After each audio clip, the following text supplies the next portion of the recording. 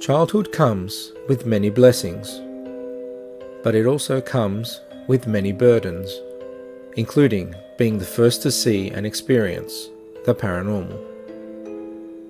Is it because they are more innocent than adults?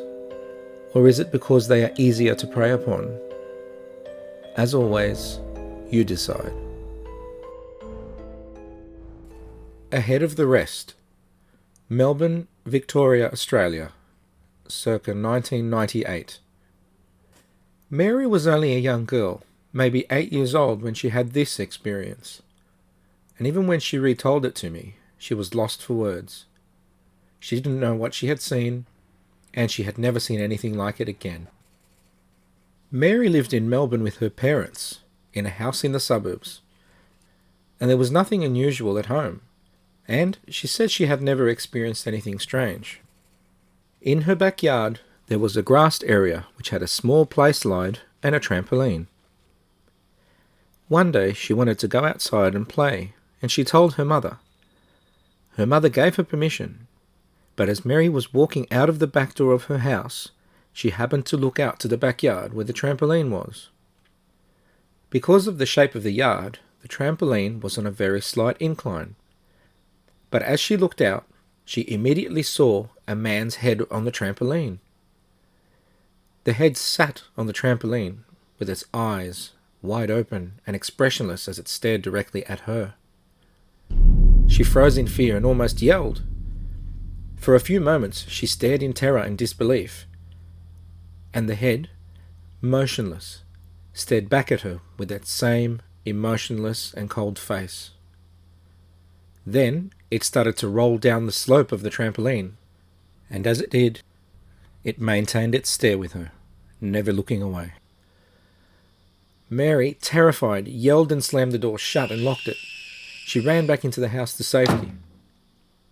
Breathing heavily, terrified, and with her heart racing from fear, she then looked out of the back window to the trampoline, but she could no longer see anything there.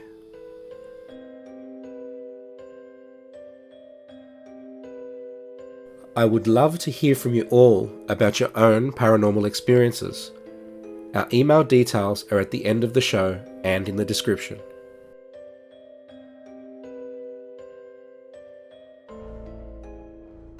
Noise from the Dark. Ashland, Ohio, USA, 2017. Francine moved into a home that was once part of a funeral home. And although at first there were no problems, soon enough, unpleasant things started to happen, and unpleasant entities started to manifest themselves. Francine says that there were several incidents in the home, and they happened over time, but one in particular stuck with her to this day, and she has never been able to shake it off. She said that this incident really chilled her to the bone. She had a young son who was only 3 years old at the time, and the little guy was resting in his bedroom. Francine had just laid him down for the night's sleep, and satisfied that he was okay, she went to her own bedroom to relax and decompress from a very busy day. She started to get comfortable as the house was now nice and quiet.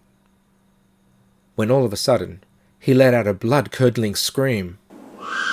Francine rushed to his room in a panic.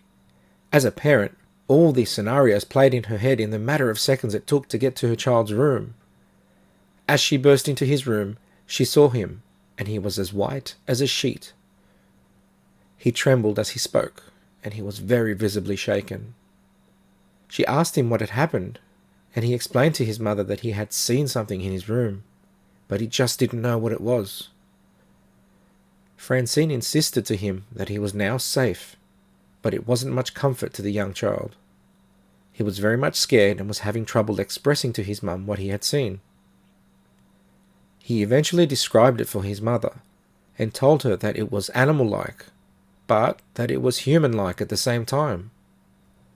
Francine, well and truly freaked out by now, looked over his little body and noticed that he had 3 long claw marks down the middle of his back, and she just couldn't explain them. Looking for the source of the scratch, she examined the room but couldn't see anything there. One part of the room did catch her eye, however, and after a few seconds she found herself staring at this particular corner. She noticed that it looked much darker in that corner than in the rest of her son's bedroom.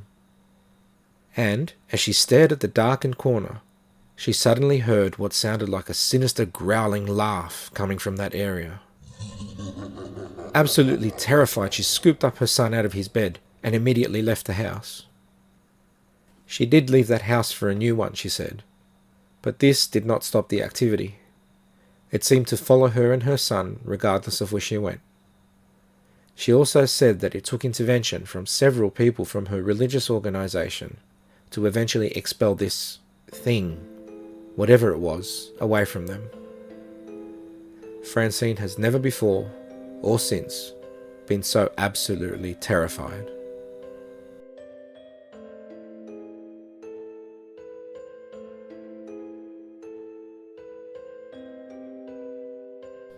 Aggressive. Panania, New South Wales, Australia, circa 1980s. Harold lived in a house here with his family, and they had all lived there for quite a while now. They had a good network of family and friends in the area, and often had visitors over.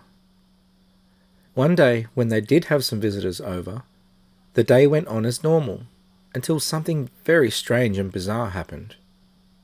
It all started when the family heard a young child crying down the hall. They went to see what happened, and as Harold rounded the corner, he saw that it was the little 4-year-old cousin of the family, crying in the lounge room. Harold asked what was wrong, but the boy did not respond. He only continued crying. Thinking the boy may have hurt himself, the rest of the family also rushed into the room to find the toddler sitting down and crying. He was pointing at something in one corner of the room. Now, this is truly strange, and Harold says that nothing like this had ever happened before in his home, but as the adults looked to see what the toddler was pointing at, they could distinctly see 2 other people standing in the room with the child that were not part of the family.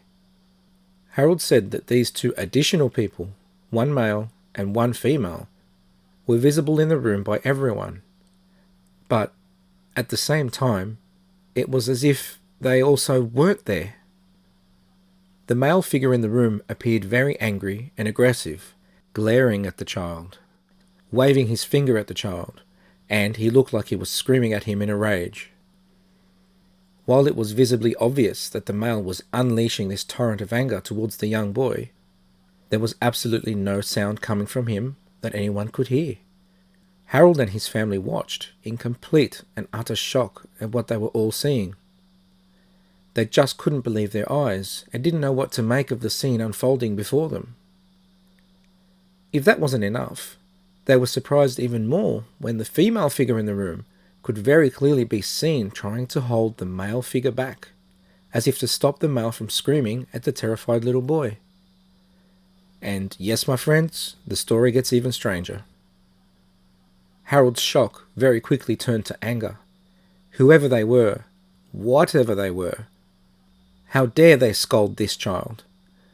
And even though the 2 figures were very clearly strange and terrifying, he raced across the room and screamed at the figures.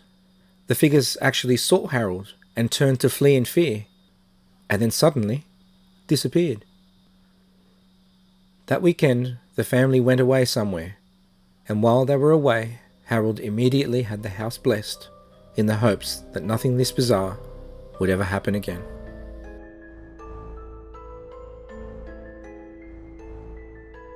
This show is made possible by people like you sharing their real-life experiences, so please feel free to contact me. Thanks for joining me on this creepy adventure.